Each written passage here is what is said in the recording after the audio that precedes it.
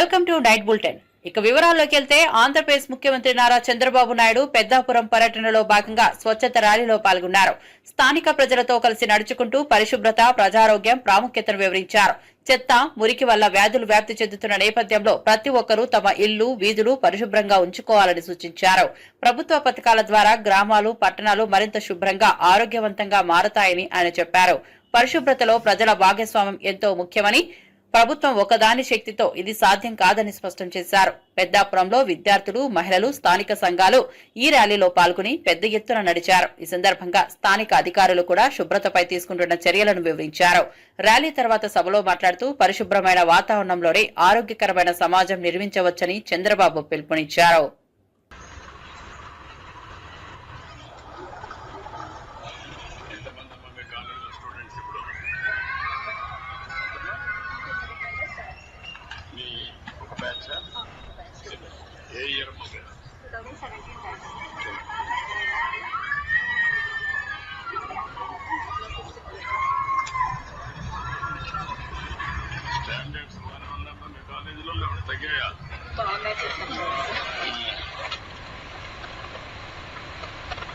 పాతకాలి నుంచో Rangaraya medical college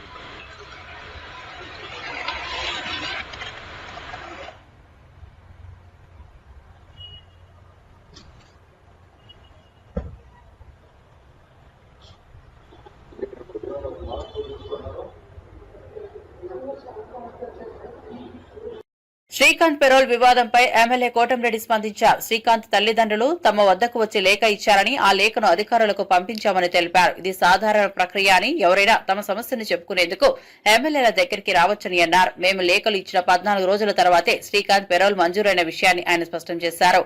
అయితే అధికారులు పలు కారణాలతో ఆలస్యంగా పెరోల్ ఇచ్చారని పేర్కొన్నారు. హోంమంత్రి ఇప్పటికే దీనిపై సమగ్ర దర్యాప్తుకు ఆదేశించారని, బాధ్యులపై కఠిన చర్యలు తప్పవని చెప్పారు. పెరోల్ ఇవ్వడంతో అక్రమాలు జరిగాయన్న ఆరోపణలు వాస్తవం కాదని అన్నారు. తాను ఎలాంటి తప్పు చేయలేదని, ఎవరైనా దోషులుగా తేలితే శిక్ష తప్పదని కోటంరెడ్డి స్పష్టం చేశారు. ఈ వ్యవహారాన్ని రాజకీయ కోణంలో చూడకూడదని ఆయన సూచించారు.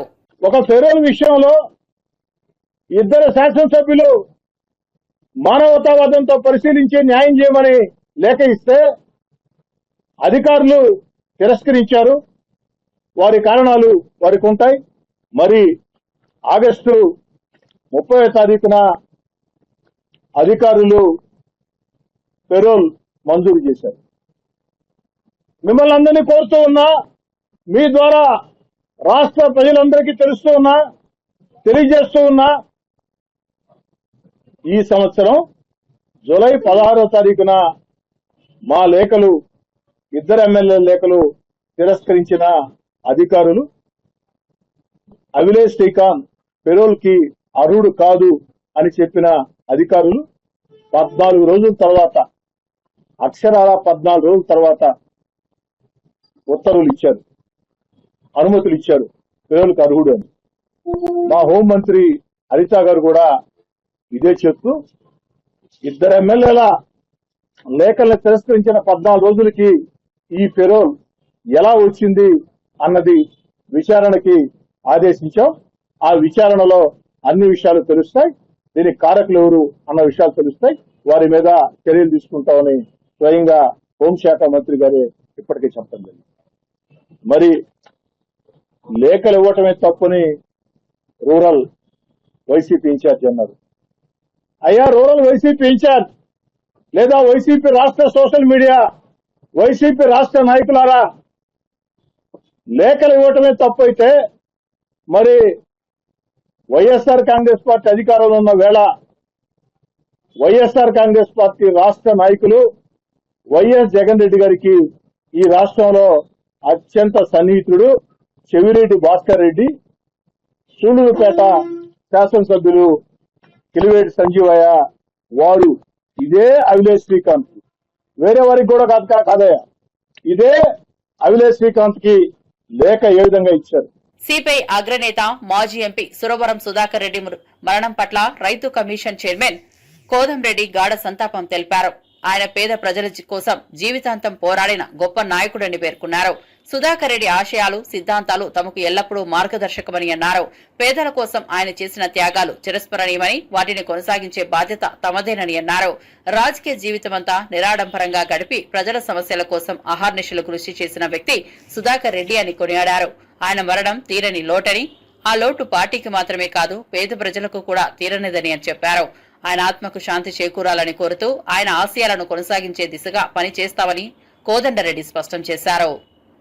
ప్రముఖ నాయకుడు సురవరం సుధాకర్ రెడ్డి గారి మరణ వార్త విని తీవ్ర దిగ్భ్రాంతికి గురైన సురవరం సుధాకర్ రెడ్డి కమ్యూనిస్టు పార్టీలో ఆనాడు యువ నాయకుడిగా పనిచేసే రోజులు.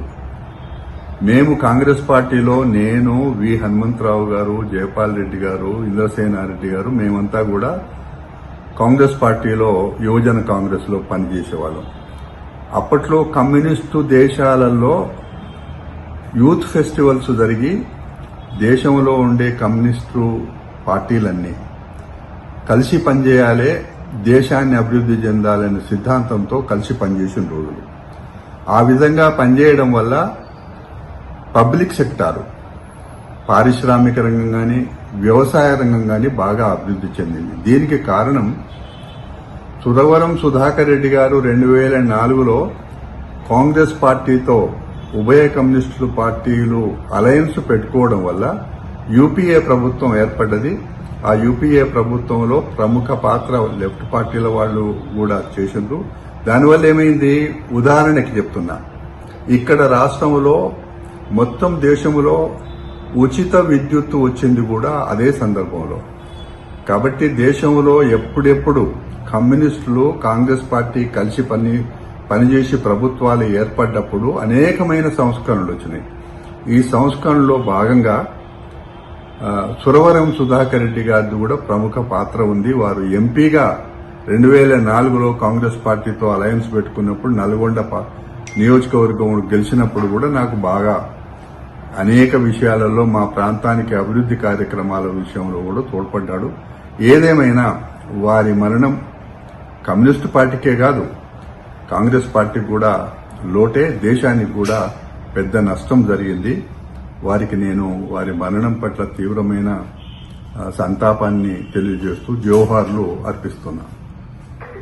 వైఎస్సార్సీపీ ఎమ్మెల్యే భూమన కరుణాకర్ రెడ్డి టీడీపీ మంత్రిపై ఘాటుగా స్పందించారు. మంత్రి రాసలీలల గురించి టీవీ డిబేట్ లో వారి పార్టీ ప్రతినిధి బయటపెట్టారని అన్నారు. పెద్ద హోటళ్లలో తాగి తందనాలు ఆడేవారని, మహిళలను ప్రలోభాలకు గురిచేసి లొంగ తీసుకునేవారని ఆరోపించారు. గతంలోనూ హైదరాబాద్ లో ఈ మంత్రిపై ఇలాంటి వార్తలు వచ్చాయని గుర్తు చేశారు. పదవులు వస్తాయని నమ్మించి మహిళలతో అనుచిత సంబంధాలు పెట్టుకున్నారని తీవ్ర ఆరోపణలు చేశారు. ఈ విషయం టీడీపీ, జనసేన నేతలకు కూడా బాగా తెలుసని భూమన అన్నారు. ఒక పక్క ప్రజల ముందు నీతులు మాట్లాడి మరోవైపు అశ్లీల ప్రవర్తనకు పాల్పడడం మానవత్వానికి విరుద్దమని విమర్శించారు. ఇలాంటి నేతల్ని ప్రజలు ఎలా సహించగలరని ప్రశ్నించారు.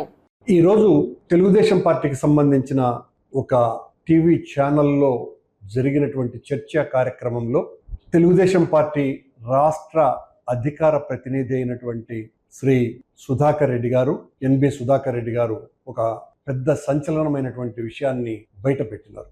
ఇది వైఎస్ఆర్ కాంగ్రెస్ పార్టీకి సంబంధించినటువంటి వాళ్ళు, లేకపోతే ఇతర ఏ రకమైనటువంటి పార్టీలకు సంబంధించిన వాళ్ళు మాట్లాడినటువంటి విషయం కాదు. సాక్షాత్తు Telugu Desam party official spokes person మాట్లాడినటువంటి మాట. ఒక మంత్రి రాసలీలల గురించి, నేను ఎవరిని మంత్రుల్ని కలవటానికి కూడా వెళ్ళలేకపోతున్నాను, అంత అసహ్యంగా ఉంది. పెద్ద పెద్ద హోటళ్లలో దిగేటువంటి ఆ మంత్రి తనతో పాటు ఓ పక్క రూమును బుక్ చేసుకుని అక్కడ ఆయన తాగి తందానాలాడుతూ రాసలీలలు చేస్తున్నారు అన్నటువంటి విషయాన్ని ఆయనే బయట పెట్టడం జరిగింది. అందులో మహిళలతో ఆయన రాసలీలలు చేస్తున్నారు అన్నటువంటి విషయం. తిరుపతంతా కూడా దీని మీద చాలా రోజులుగా తెలుగుదేశం, జనసేన పార్టీలలో చాలా పెద్ద ఎత్తున అంతర్లీనమైనటువంటి చర్చ ఇది. దీని మీద ఎవరు కూడా మాట్లాడలేనటువంటి పరిస్థితి. కానీ ఈ రోజున ఆయనే ఒక బాంబు పేల్చినారు. ఏ మంత్రులకైతే చంద్రబాబు నాయుడు గారు ఎమ్మెల్యేలు చేసేటువంటి పొరపాట్లను సరిదిద్దటానికి మీరు ప్రయత్నం చెయ్యాలని చెబితే, ఆ మంత్రివర్గంలో ఉన్నటువంటి ఒక మంత్రే ఆయన మీద గతంలో కూడా హైదరాబాదులో ఆయన రాసలీలల గురించి చాలా పెద్ద ఎత్తున తెలుగుదేశం పార్టీ అనుకూల పత్రికలోనే చాలా పెద్ద వార్త వచ్చింది. ఆయన మన జిల్లాకు చాలా రెగ్యులర్గా వచ్చేటువంటి మంత్రి, వస్తాడు, ఇక్కడ వైఎస్ఆర్ కాంగ్రెస్ పార్టీ నాయకుల మీద పెద్ద ఎత్తున రాళ్లు వేసి పోతూ ఉంటాడు. చాలా నీతిమంతుడైనట్టుగా వైఎస్ఆర్ పార్టీ అవినీతిని గురించి చీల్చి చెండాడేటువంటి ఒక మహా ఋషిలాగా మాట్లాడి వెళ్ళిపోతున్నటువంటి ఆ మంత్రిని గురించే ఎన్బి సుధాకర్ రెడ్డి గారు మాట్లాడారని, ఆయన మాట్లాడిన తర్వాత ఒక్కసారిగా రాష్ట్రమంతా సంచలనమైంది, తిరుపతి పట్టణం అంతా కూడా భగ్గుమంటోంది. అందరికీ తెలిసినటువంటి విషయం, నీకు ఈ తిరుపతిలో అత్యంత ప్రముఖమైనటువంటి పోస్టు నీకే ఇప్పిస్తాను అని, నన్ను నమ్ముకుంటే మీకు అన్ని పదవులు వస్తాయి అని మహిళల్ని వలలో వేసుకున్నటువంటి మంత్రి అని అందరూ కూడా కోడై కూస్తున్నారు. మరి ఆ మంత్రి ఎవరో, ఆయన పేరేంటో మనకు తెలియదు, కానీ ప్రజలకందరికీ కూడా తెలుసునట. తెలుగుదేశం పార్టీకి సంబంధించినటువంటి వాళ్లకు, జనసేనకు సంబంధించినటువంటి వాళ్లకు ఆయన ఎవరో కూడా చాలా స్పష్టంగా తెలుసట. పశ్చిమ గోదావరి జిల్లా పాలకులలో ఆంధ్ర కేసరి టంగుటూరి ప్రకాశం పండితుల 153వ జయంతి వేడుకలు ఘనంగా జరిగాయి. మంత్రి రామానాయుడు పాల్గొని ఆయన విగ్రహానికి పూలమాలలు వేసి నివాళులర్పించారు. తొలి ముఖ్యమంత్రిగా ఆంధ్రప్రదేశ్ లో అనేక సంస్కరణలు తీసుకొచ్చిన ప్రకాశం పంతుల సేవలను స్మరించారు. ఆయన దేశ స్వాతంత్ర్యం కోసం పోరాడిన త్యాగాలు, ప్రజాస్వామ్యానికి చేసిన కృషిని గుర్తు చేశారు. ప్రజల కోసం తన ప్రాణాలైనా త్యాగం చేసిన మహానీయుడని అన్నారు. ప్రకాశం పంతులు చూపిన మార్గంలోనే నడుస్తూ ప్రజల కోసం పనిచేయాలని మంత్రి రామానాయుడు పిలుపునిచ్చారు. జయంతి వేడుకల్లో స్థానిక ప్రజలు, నాయకులు, విద్యార్థులు పెద్ద ఎత్తున పాల్గొన్నారు. మనందరికీ తెలుసు, టంగుటూరి ప్రకాశం పంతులు గారు అంటే ఒక స్వతంత్ర సమర యోధుడిగా మనందరికీ కూడా ఎంతో స్ఫూర్తిదాయకంగా. ఎందుకంటే ఆ రోజు మీ అందరికీ తెలుసు, ఎంతోమంది తమ ప్రాణాలను సైతం త్యాగం చేసి ఈ దేశానికి స్వతంత్రం తీసుకొచ్చినటువంటి వారిలో టంగుటూరి ప్రకాశం పంతులు గారు ప్రథమ వరుసలో ఉన్నటువంటి పరిస్థితి. తిరుపతిలో వెంకటేశ్వర స్వామి విశ్వవిద్యాలయం స్థాపించడంలో కానీ, దగ్గర 10-12 లక్షల మంది రైతాంగానికి మరి యొక్క సాగునీరు అందించడంలో కానీ, లక్షల మందికి త్రాగునీరు అందించేటువంటి ప్రకాశం బ్యారేజ్ ఏదైతే ఉందో, మరి ఆ టంగుటూరి ప్రకాశం పంతులు గారి పేరు మీద దాన్ని మరి పునర్నిర్మాణం చేసి మరి వేళ ఎంతోమందికి రైతాంగానికి మరి దోహదం చేసేటువంటి ఎన్నో సంస్కరణలు పెద్ద ఎత్తున టంగుటూరి ప్రకాశం పంతులు గారు ముఖ్యమంత్రిగా కూడా తీసుకురావడం జరిగింది. అటువంటి టంగుటూరి ప్రకాశం పంతులు గారిని మనందరం కూడా స్ఫూర్తిగా, ఆదర్శంగా తీసుకుని ముందుకెళ్లాలని మరొకసారి మీ ద్వారా అందరికీ తెలియదు. శాసన మండలి విపక్ష నేత బొత్స సత్యనారాయణ ప్రెస్ మీట్ నిర్వహించారు. ప్రస్తుత రాజకీయ పరిస్థితుల్లో ప్రభుత్వ వైఫల్యాలను ప్రస్తావించారు. ప్రభుత్వం ప్రజా సమస్యలను నిర్లక్ష్యం చేస్తోందని విమర్శించారు. రైతులకు సరైన మద్దతు ధరలు ఇవ్వడం లేదని, ఉద్యోగులకు వేతనాల విషయంలో అన్యాయం జరుగుతోందని అన్నారు. ప్రజా సంక్షేమం పక్కన పెట్టి రాజకీయ లాభం కోసమే ప్రభుత్వం పనిచేస్తోందని మండిపడ్డారు. చెప్పండి, ఎవరిని మప్పి పెడదామని, ఎవరు ఇంకా దోచి తినేద్దామని? మీకు సిగ్గు అనిపించట్లేదు, మీకు బాధ అనిపించట్లేదు ఈ కార్యక్రమాలకి? ఇంకా పేదవాళ్ళ గురించి చెప్తే ఓ గొప్ప చెప్తారు. నిన్న మొన్న బతుకులో చూస్తున్నాం, ఎక్కడెక్కడే ఈ ధర్నాలు, ఎక్కడెక్కడే రిప్రజెంటేషన్, ఎవరు వికలాంగులు పాపం వాళ్ళ మీద వచ్చి వాళ్ళకి ఇచ్చిన డిజేబుల్ పెన్షన్ లో ఎంక్వైరీ జరుగుతుంది. ఎంక్వైరీ అర్హులు లేని వాళ్ళు తీస్తే, అర్హులు లేని తీసుకుంటే మాకు అభ్యంతరం లేదు. అర్హుతున్న వాళ్ళు తీస్తే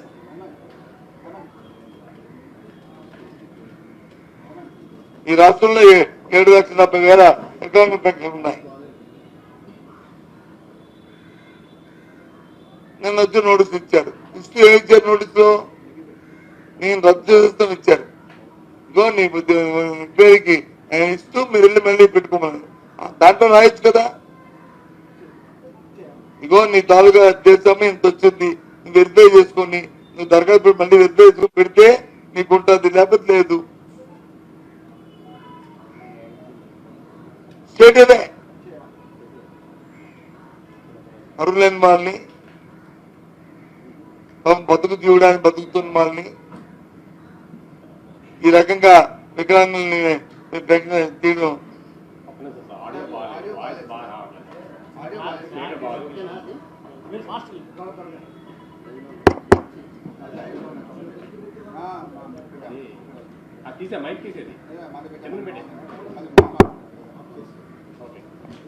తీయడం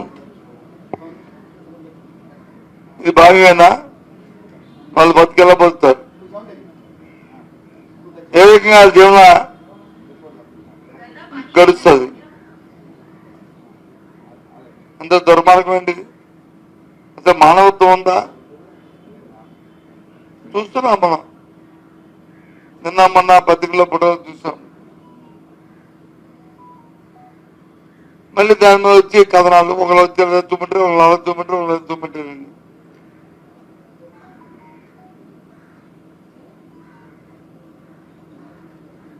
అందుకే ఒక కార్యక్రమం రూపొందిస్తున్నాం. మన ప్రాంతాల్లో, ఈ ప్రాంతాల్లో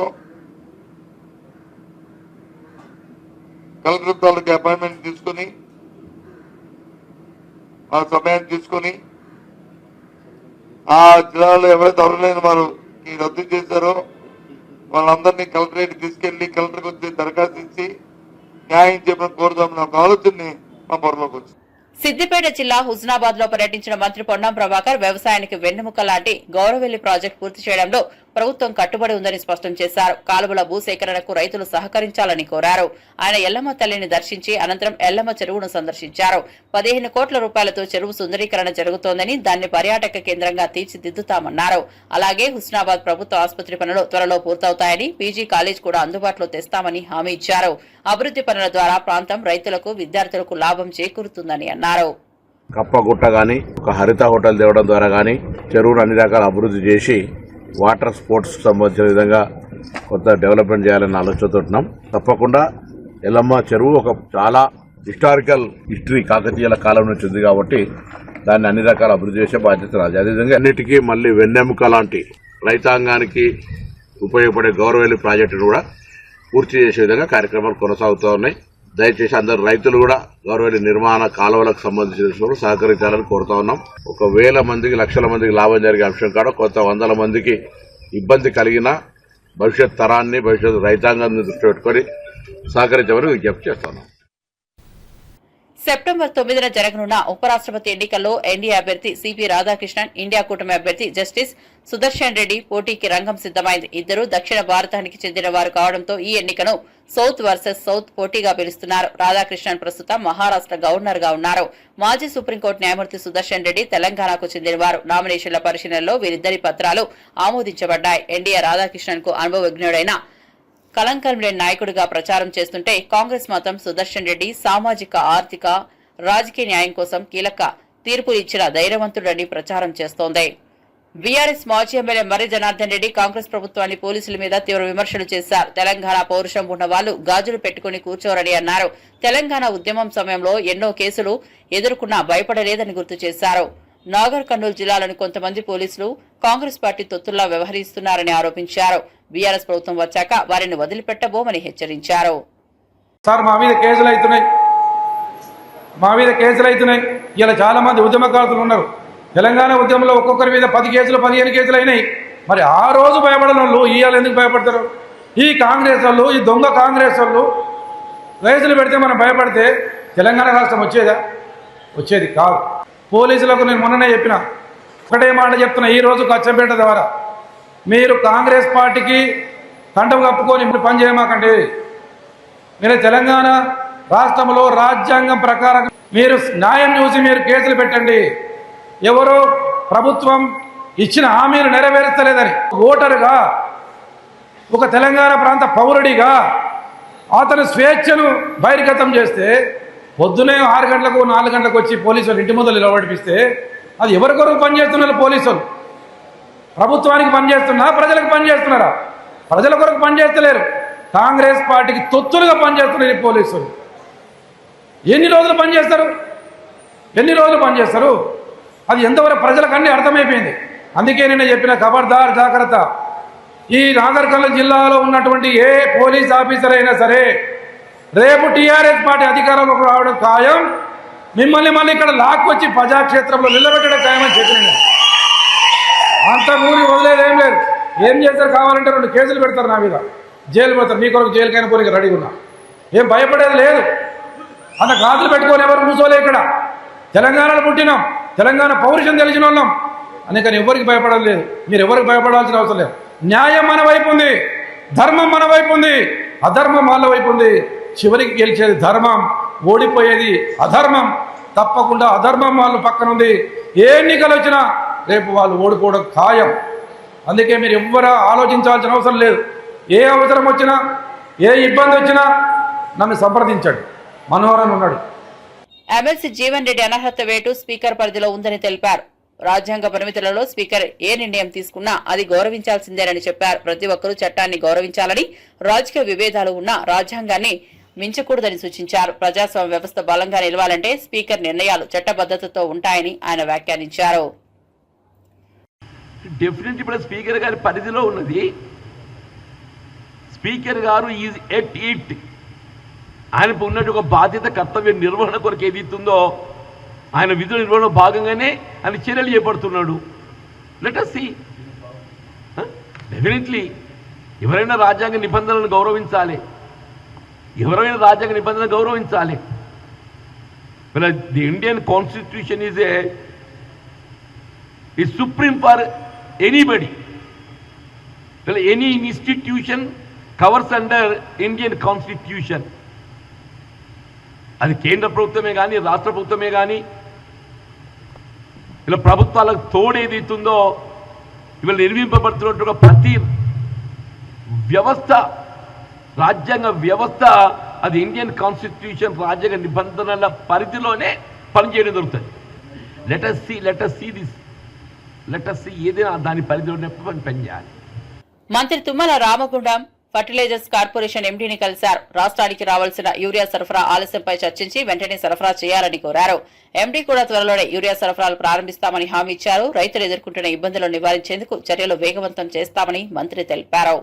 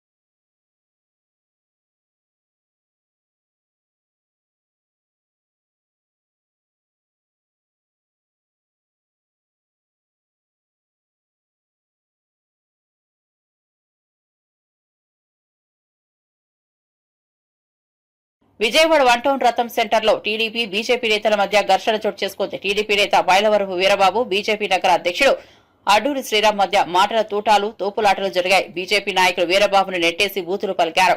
పరిస్థితి ఉద్రిక్తంగా మారడంతో పోలీసులు జోక్యం చేసుకుని పరిస్థితిని అదుపులోకి తీసుకొచ్చారు.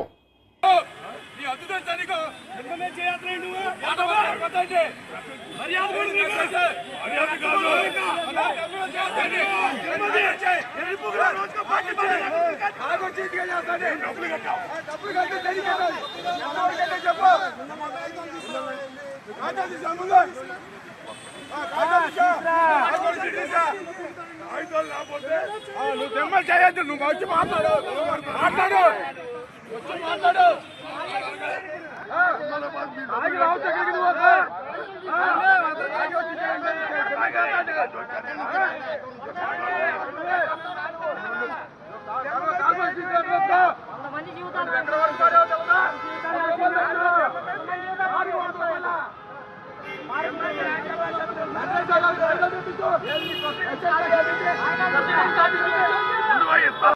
ఎమ్మెల్సీ తక్కలపల్లి రవీంద్రరావు కాంగ్రెస్ ప్రభుత్వాన్ని తీవ్రంగా విమర్శించారు. రాష్ట్ర వ్యాప్తంగా చెత్త కుప్పలు పేరుకుపోయి దోమల ప్రబలనంతో డెంగూ, మలేరియా వ్యాధులు వ్యాప్తి చెందుతున్నాయని అన్నారు.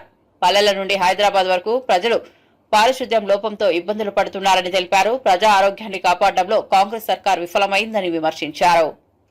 యావత్ తెలంగాణ ఈ రోజు గమనిస్తే ఎక్కడ చూసినా చెత్త, మురికి కంపు, విపరీతమైనటువంటి దోమలు, విపరీతమైనటువంటి డెంగ్యూ, మలేరియా లాంటి జ్వరాలతో వేలాది మంది గ్రామాలే ఇవాళ హాస్పిటల్లో అడ్మిట్ అవుతున్న పరిస్థితిని మనం చూస్తున్నాం.